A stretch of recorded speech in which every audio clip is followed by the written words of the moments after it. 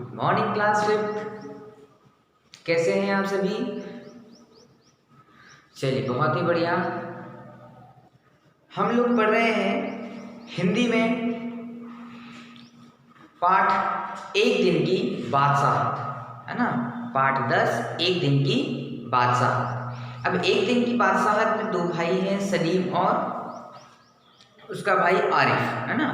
अब दोनों भाई छोटे हैं, घर में सबसे छोटे हैं, तो उनको हर बात बात पर टोका जाता है ना। कोई ना कोई, उनकी आपा है, उनका बड़ा भाई है, अम्मी है, अब्बा है ना, दादी है, ये कोई ना कोई छोटी छोटी बातों पर उनको टोक दिया जाता है। तो उनको बहुत बुरा लगता है। तो उनको लगता है कि यार कम से कम हमको एक दिन ऐसा दिया जाए कि हम सब पर हुकूमत चला सकें, सब पर राज कर सकें। तो उन्होंने अपने पिता से निवेदन किया कि हमें एक दिन के लिए घर का मुखिया बना दिया जाए, घर में सबसे बड़ा बना दिया जाए।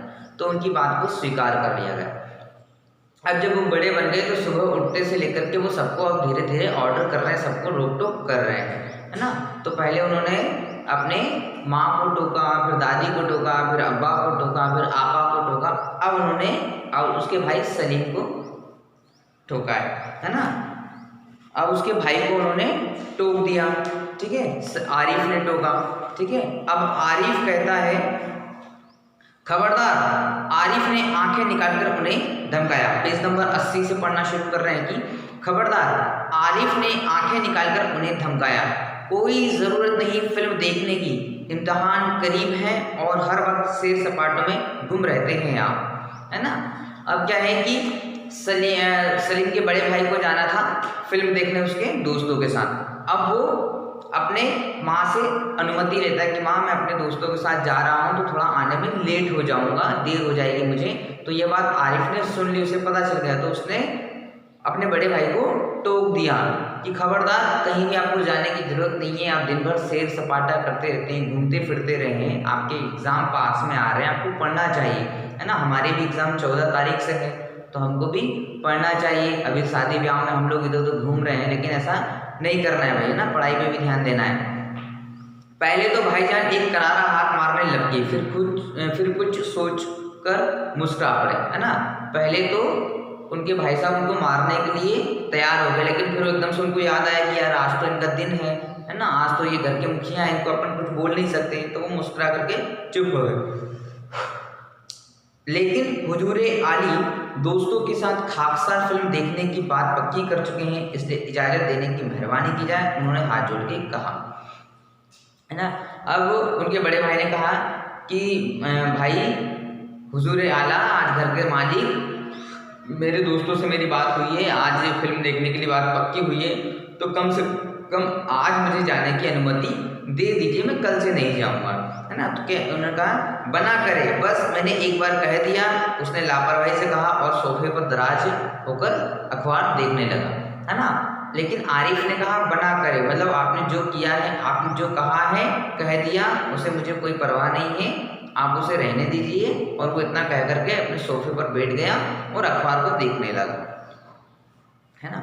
उसी वक्त आपा भी अपने कमरे से निकली। एक निहायत भारी साड़ी में लचकती लटकती बड़े ठाट से कॉलेज जा रही थी, है ना। और उसकी जो आपा थी, उसी समय जैसे उसको डांटा, सलीम ने अपने बड़े भाई को, आरिफ ने अपने बड़े भाई को डांटा और वो सोफे पर बैठा, उसी समय उसकी आपा भी तैयार होकर के आ गई, है ना।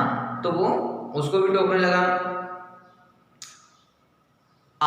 सलीम ने बड़े गौर से आपा का मुआयना किया। इतनी भारी साड़ी क्यों पहनी? शाम तक गारत हो जाएगी, इस साड़ी को बदल कर जाइए। आज वह सफ़ेद वॉयल की साड़ी पहनना, है ना। अब वो अच्छी सी साड़ी पहन करके कॉलेज जा रही थी, लेकिन सलीम ने उसको टोक दिया कि आप इतनी अच्छी साड़ी पहन करके क्यों जा रही है ना, शाम तक आप वापस आओगी, तब तक यह पूरी धूल में हो जाएगी। गारत का मतलब है धूल।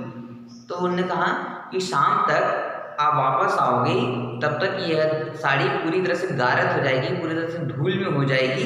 तो आप यह साड़ी नहीं पहने, इसकी जगह वह सफ़ेद वॉयल की साड़ी पहन लीजिए, जो हल्की है ना, जो गंदी भी कम होगी, उससे धूल झड़ जाएगी। अच्छा, बहुत दे चुके हो। आपा चिढ़ गई। हमारे कॉलेज में आज फंक्शन है, उन्होंने साड़ी की सिकनें दुरुस्त की। तो आपा कहती कि बहुत हुआ तुम्हारा हुक्म, सुबह से सभी को हुक्म देते जा रहे हो, आदेश देते जा रहे हो, है ना, अब तुम्हारा हुक्म नहीं मानने वाली हूँ। उसने कहा कि मेरे कॉलेज में एक फंक्शन है, एक कार्यक्रम है, वहाँ पर हम सभी लोगों को साड़ी पहन करके, हम सभी लड़कियों को साड़ी पहन करके आने के लिए कहा है ना, तो मैं साड़ी पहन करके जाऊंगी। हुआ करे मैं क्या कर रहा हूँ, सुना नहीं। अपनी इतनी अच्छी नकल देखकर आपा शर्मिंदा हो गई। बिल्कुल इसी तरह वो तो वह आरिफ और सलीम से उनकी मनपसंद कमीज उतरवा कर निहायत बेकार कपड़े पहनने का हुक्म लगाया करती है ना। तो यही बात एकदम वैसे की वैसी उसने नकल की अपनी आपा की, है ना। जैसे आपा उनको डांटती रहती है, जैसे सलीम और आरिफ नए कपड़े पहन लेती है तो आपा उनको डांटती है कि इस तरह के कपड़े मत पहनो, धूल में हो जाएंगे, तुम वही पुराने कपड़े पहन लो।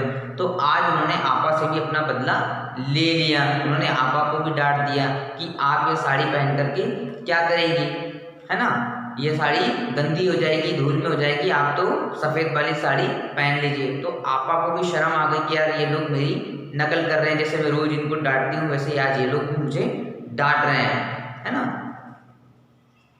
दूसरी सुबह, अब आज का दिन खत्म हो चुका था, है ना, सबको डांटने का काम खत्म हो गया। सलीम की आंख खुली तो आपा नाश्ते की मेज सजाए उन दोनों के उठने का इंतजार कर रही थी। अम्मी खानसामा को हुक्म दे रही थी कि हर खाने के साथ एक मीठी चीज जरूर पकाया करो। अंदर आरिफ के गाने के साथ भाईजान मेज का तबला बजा रहे थे और अब्बा सलीम से कहते कि स्कूल जाते वक्त एक चवन्नी जेब में डाल लिया करो, क्या हर्ज है ना। अब लेकिन जब वो सुबह उठते हैं तो उनका अगला दिन पूरी तरह से बदल जाता है ना। जिस तरह से उनके साथ रोक टोक की जाती थी वो रोक टोक अब नहीं है ना। आपा जो है वो टेबल पर बैठी है और उनके लिए खाना सजा करके बैठी है, लेकिन पहले उनके लिए खाने में सिर्फ उनको दूध और टोस्ट ब्रेड या बिस्किट दिया जाता था, दलिया दिया जाता था, बाकी चीज़ें कुछ नहीं दी होती थी। लेकिन अब उनको वो चीज़ें भी वो चीज़ें भी देने शुरू कर दिया गया, है ना। उनका भाई उनको गाने के लिए डांटता था, लेकिन आज उनका भाई उनके साथ गाना गा रहा है और तबला बजा रहा है ना। उनकी अम्मा खानसामा को आदेश दे रही है कि अब हर चीज़ के साथ कोई ना कोई मीठा खाना जरूर रखा करे, कोई मिठाई जरूर रखा करे, है ना। और उसके साथ में उनके पिताजी भी कह रहे हैं कि अब स्कूल जाते वक्त एक चवन्नी साथ में ले जाया करो, क्या फ़र्क पड़ता है एक चवन्नी ले जाने से, है ना। तो इस तरह से उन्हें एक दिन की बादशाहत मिली, एक दिन घर में राज करने का मौका मिला और उन्होंने अपने परिवार को एहसास कराया कि भाई बच्चों को ज़रूरत से ज़्यादा नहीं डांटा जाना चाहिए, है ना। ज़रूरत से यदि ज़्यादा डांटा जाए तो बच्चे कभी कभी उदासी में आ जाते हैं, अवसाद में आ जाते हैं, चिंताओं में आ जाते हैं। उन्हें ऐसा लगता है कि मैं ही गलत हूँ, कहीं ना कहीं मेरे अंदर गलत है। तो वह स्वयं को हीन भावना से, अपने स्वयं को गलत भावना से देखता है कि यार मेरे अंदर ही कहीं ना कहीं गलती है, इसलिए मुझे डांटा जा रहा है। और वो फिर कोई नया काम करने की हिम्मत नहीं कर पाता है क्योंकि उसे लगता है कि मुझे डांटा जाएगा। तो इस चीज़ से बचाने के लिए, इस चीज़ को दूर करने के लिए बच्चों को इतना नहीं डांटा जाना चाहिए कि वो खुद को गलत महसूस करने लगे या खुद को ही गलत मानने लगे। बच्चों को सहयोग करना चाहिए उनके कामों में, है ना। कई बार ऐसा होता है कि हम मना कर देते हैं बच्चों की ये काम मत कीजिए, लेकिन उसका कोई विकल्प नहीं देते कि आपको क्या करना है ना। क्योंकि घर में खिलौने हैं, हम लोग घर गंदा नहीं हो इस कारण से बच्चों को कहते हैं कि घर में मत खेलिए। घर में मत खेलिए ये तो कह दिया, लेकिन खेलने का दूसरा ऑप्शन हमने नहीं दिया कि बच्चे कहाँ पर खेलें। जरूरी है बच्चों का खेलना, जरूरी है बच्चों का मनोरंजन करना, जरूरी है बच्चों का खुश रहना, जरूरी है बच्चों का स्वस्थ रहना, मानसिक स्वस्थ रहना, शारीरिक स्वस्थ रहना। लेकिन हम अपनी आदतों के कारण, हम अपने लाभ के कारण कहीं ना कहीं उनकी छोटी छोटी ज़रूरतों को भूल जाते हैं। तो कोशिश करें, है ना।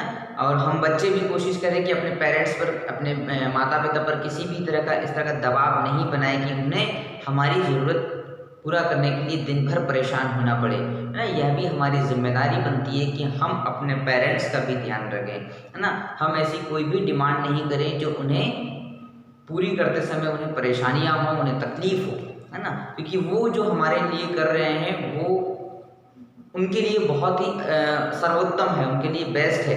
वो अपना सब कुछ आप पर दे रहे हैं। तो इस तरह का कोई भी काम हम नहीं करें कि उन्हें परेशानी हो, ठीक है। यह चैप्टर आज हम यहीं पर कंप्लीट करते हैं। कल से इसके हम प्रश्नोत्तर देखेंगे। क्योंकि कल हमारी ऑनलाइन क्लास भी है। उस ऑनलाइन क्लास में भी हम प्रश्नोत्तर पढ़ेंगे और वीडियो भी देंगे, और शनिवार को भी इसके वीडियो, है ना।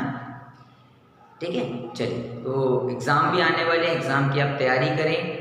14 तारीख से एग्ज़ाम है और फिर सोमवार से हम इसका रिवीजन स्टार्ट कर देंगे हिंदी का। ठीक है।